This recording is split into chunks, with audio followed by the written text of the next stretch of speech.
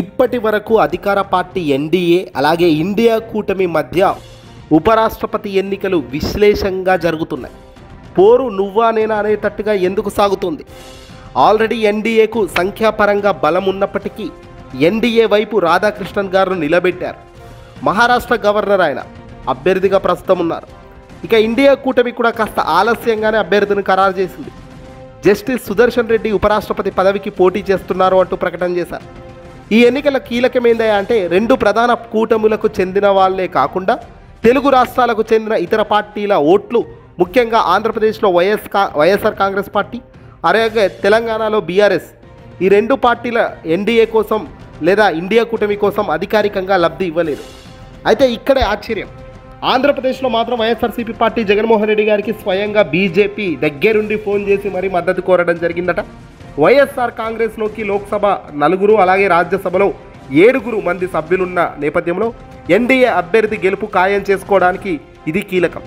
అయితే తెలంగాణలో ఉన్న బీఆర్ఎస్ పార్టీకి ఎన్డీఏ కనీసం అప్రోచ్ చేయలేదు.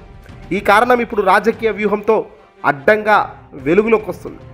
తెలంగాణలో బీఆర్ఎస్ని అప్రోచ్ చేస్తే భవిష్యత్తులో స్థానిక రాజకీయ లాభాలను బీజేపీ కోల్పోతుందనే అంచనాతో బీఆర్ఎస్కు మద్దతు అడిగితే కాంగ్రెస్ వెంటనే మాకు బీజేపీతో బీఆర్ఎస్ మద్దతు అని ప్రచారం చేసే అవకాశాలు ఉంది. కాబట్టి దీనివల్ల బీజేపీ అక్కడ బీఆర్ఎస్ను పక్కన పెట్టిందట. ఇప్పుడు ఇండియా కూటమి వైపు కూడా కొద్దిగా ఆలస్యం కనిపిస్తుంది. సుదర్శన్ రెడ్డి గారిని ప్రకటించడానికి కాస్త ఆలస్యంగానే వాళ్ళు ప్రకటించారు. తెలుగు రాష్ట్రాల నుంచి మద్దతు సెట్ చేసుకోవడంలో వెనుకబడినట్లు కనబడుతుంది. సంఖ్యాబలం పరంగా చూస్తే ఎన్డీఏ గెలుపు ఖాయంగా కనబడుతుంది. తెలంగాణ బీఆర్ఎస్ని అప్రోచ్ చేయకుండా భవిష్యత్తులో తెలంగాణలో బీజేపీకి ఉన్న అవకాశాలను కాపాడడం, ఆంధ్రప్రదేశ్లో వైఎస్ఆర్సీపీ పార్టీని జగన్మోహన్ రెడ్డి గారిని అప్రోచ్ చేసి భవిష్యత్తులో రాజకీయ శత్రుత్వం లేకుండా స్థిరమైన సంబంధాన్ని ముందుకు కొనసాగించడం లాంటి చర్యలకు గ్రీన్ సిగ్నల్ ఇచ్చేసినట్టే అనిపిస్తోందని ఇప్పుడు కూటమిలో ఉన్న చంద్రబాబు, పవన్ కళ్యాణ్ కాస్త గుర్రుగా ఉన్నారు. కూటమిలో అధికారంలో ఉన్నప్పటికీ, కూటమి సంఖ్యాబలం సరిపోతుందన్నప్పటికీ జగన్ గారు లేకుండా మనం ముందుకు పోలేమా, ఆయన్ను ప్రత్యేకంగా పిలవాల్సిన అవసరం ఏముందని కాస్త గురుగా ఉంది. కానీ ఎన్డీఏ మాత్రం జగన్ను అవసరం ఉందా అవసరం లేదా అనుకోవడం లేదు. జగన్ ఖచ్చితంగా మావాడే అనేటట్టుగానే కేంద్రంలో ఉన్న బీజేపీ సర్కార్ ఆలోచిస్తుంది. బీజేపీలో ఉన్న వైఎస్ఆర్సీపీ పార్టీకి సంబంధించిన నేతలు కావచ్చు, అలాగే వైఎస్ఆర్సీపీ పార్టీకి సంబంధించిన జగన్ వ్యూహం, నిర్ణయాలు కావచ్చు, ఎప్పుడు కూడా బీజేపీని డిసప్పాయింట్ చేయలేదు. అందులో భాగంగానే బీజేపీ కూడా జగన్ గారికి ఎప్పటికప్పుడు పెద్దరికం ఇస్తూనే పోతుంది. తాజాగా గట్టి బలం ఏర్పడుతూ నిర్ణయం తీసుకుంది. ఏకంగా కేంద్ర మంత్రి రాజ్నాథ్ సింగ్ లాంటి వాళ్ళే జగన్ గారికి ఫోన్ చేసి మద్దతు కోరడం ఎన్డీఏ వ్యూహాన్ని స్పష్టంగా కనబడుతుంది.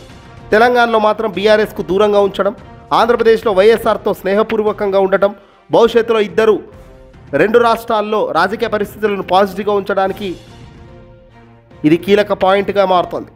ఎన్డీఏ తెలుగు రాష్ట్రాల్లో పార్టీలు వేరువేరు రీత్యాలో హ్యాండిల్ చేస్తూ ఉపరాష్ట్రపతి ఉప ఎన్నికల్లో మాత్రం గెలుపు ఖాయం చేసుకోవడానికి భవిష్యత్తులో స్థానిక రాజకీయ లాభాలను దృష్టిలో ఉంచుకునే అడుగులు వేస్తుంది. వైఎస్ఆర్ కాంగ్రెస్ పార్టీ ఇక్కడ ఎవరితో పొత్తులు లేదని చెప్తుంది.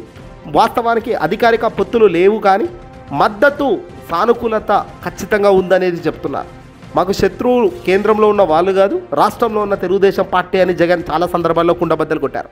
కేంద్రంలో కాంగ్రెస్ పార్టీ అధికారంలో ఉన్న కాంగ్రెస్ పార్టీకి సంబంధించిన వ్యక్తులు అధిక సంఖ్యలో ఉండి ఓట్లు వేయాల్సిన పరిస్థితి వస్తే ఖచ్చితంగా ఆయా పార్టీకే మేము ఖచ్చితంగా మద్దతు ఇస్తాం. ఇక్కడ ఏదో కులాన్ని చూసో, మతం చూసో, పార్టీలను చూసో, శత్రుత్వం చూసో ఓట్లు వేసేది కాదు. పార్టీ ఆవిర్భవించినప్పటి నుంచి ఉన్న ఫార్ములానే ఇది. ఎక్కడ మెజారిటీ ఉంటే అక్కడ వైపు వెళ్ళాలి అనేది జగన్ ఈ కేంద్ర పదవుల్లో కానీ, ఉపరాష్ట్రపతి ఎన్నికల్లో కానీ, ఇలాంటి అత్యుత్తమ పెద్ద పదవుల్లో మాత్రం మెజారిటీ వైపు ఉండాలి, కానీ రెండో వైపు ఆస్కారం, ఛాన్స్ ఇచ్చే పరిస్థితి ఉండొద్దు అనేది జగన్ పరిస్థితి. అలాంటి పరిస్థితి ఉన్నప్పుడు దేశం బలం తగ్గుతుందనేది జగన్ ఆలోచన. మనం ముందుగా దేశం బలంగా ఉండాలి, ఆ తర్వాత రాష్ట్రంలో ఉన్న వైఎస్ఆర్సీపీ పార్టీ బలంగా ఉండాలంటారు. వైఎస్ఆర్సీపీకి మెయిన్ శత్రువు అయిన పార్టీ ఏదైనా ఉందంటే అది టీడీపీ పార్టీ అనేది జగన్ చాలా కుండబద్దలు కొట్టి చెప్తుంటారు. అందులో ప్రముఖంగా చంద్రబాబు నిర్ణయాల వల్లే రాష్ట్రం విచ్ఛిన్నమవుతుందన్నది కూడా నమ్మక తప్పని పరిస్థితి. అలాగే వైఎస్ఆర్ కాంగ్రెస్ పార్టీకి ఎన్డీఏ నుంచి ఎప్పుడు కూడా సపోర్ట్ అందుతూనే ఉంది. కొన్ని సందర్భాల్లో జగన్ గారికి బీజేపీ ద్రోహం చేసినప్పటికీ, కొన్ని సందర్భాల్లో జగన్ గారికి రివర్స్లో డ్యామేజ్ జరగాల్సింది చేసినప్పటికీ, అయినా కూడా జగన్మోహన్ రెడ్డి గారు తన విలువలను, తన పాయింట్స్ను, తన పార్టీ నెలకొల్పినప్పుడు పెట్టుకున్న లైన్ మాత్రం ఉపసంహరించకుండా తాను అడుగులోనే వెళ్ళడం అనేది ఇక్కడ గొప్ప విషయం. ఇండియా కూటమి తెలుగు రాష్ట్రాల నుంచి మద్దతు సెట్ కాలేదు. అలాగే వాళ్ళు అభ్యర్థిని ఫిక్స్ చేయడం ఆలస్యం చేశారు, ప్రమోట్ చేయడం ఆలస్యం చేశారు. ఏదేమైనా ఈ ఎన్నిక కేవలం ప్రస్తుత గణాంకాల కోసం కాకుండా భవిష్యత్తులో తెలుగు రాష్ట్రాల్లో రాజకీయ వ్యూహాలను కూడా ప్రభావితం చేసేలా అని మాత్రం ఖచ్చితంగా కనబడుతున్నాయి. క్లియర్గా ఉపరాష్ట్రపతి ఎన్నికల కంటెస్టెంట్స్, ఎన్డీఏ ధోరణి, అసలు వ్యూహాలు, ఇండియా కూటమి ధోరణి, అలాగే చివరిగా బీజేపీ స్టాండ్ మొత్తం వెరసి చూస్తే ఎన్డీఏ తెలుగు రాష్ట్రాల పార్టీలను రాజకీయ లాజిక్గా అడుగులు వేస్తుంది. ఆంధ్రప్రదేశ్లో వైసీపీతోనే అందుకే మద్దతుగా ఉంది. రాబోయే కాలంలో జగన్తో శత్రుత్వం అంత మంచిది కాదనేది ముందస్తుగా గ్రహించడం నిజంగా ఒక శుభ యోగం బీజేపీకి. ఎందుకంటే బీజేపీకి ఇప్పటికిప్పుడు ఆంధ్రాలో క్రేజ్ అయితే పెరిగే పరిస్థితి లేదు, కానీ పెరిగిన పర్సంటేజ్ ఆఫ్ ఓటును తగ్గించుకోకూడదు అన్న ఆలోచన నిండుగా మెండుగా వాళ్ళకు ఉండడం నిజంగా ఇది కూటమి విఫలానికి, కూటమి ఓటమికి రాబోయే కాలంలో నాంది చెబుతున్నట్టే అనుకోవాలి. కూటమి యొక్క ఫెయిల్యూర్ ఇక్కడ క్లియర్గా తెలుస్తుంది అనుకోవాలి. బలమైన కూటమి ఉంటే, బలమైన కూటమి అభ్యర్థి ఉంటే, బలమైన పార్టీగా కూటమి ప్రజల హామీలను నెరవేరుస్తూ ప్రజల మన్నెళ్ళు పొందుతూ ముందుకు పోతే ఈరోజు బీజేపీ బహుశా జగన్ గారికి ఫోన్ చేసి ఈ తరహా మద్దతు కోరే పరిస్థితి కూడా ఉండేది కాదు. రాబోయే కాలంలో ఎట్టాగో మాకే కూటమి బలంగా ఉంది, మళ్ళీ మేమే గెలుస్తామయ్యా, మిమ్మల్ని ఎందుకు అడగాలి అనే పరిస్థితిలో ఉండేది. కానీ అలా లేదు అంటే క్లియర్ ఇండికేషన్ కనబడుతుంది. జగన్కు గ్రీన్ సిగ్నల్ అందినట్టే.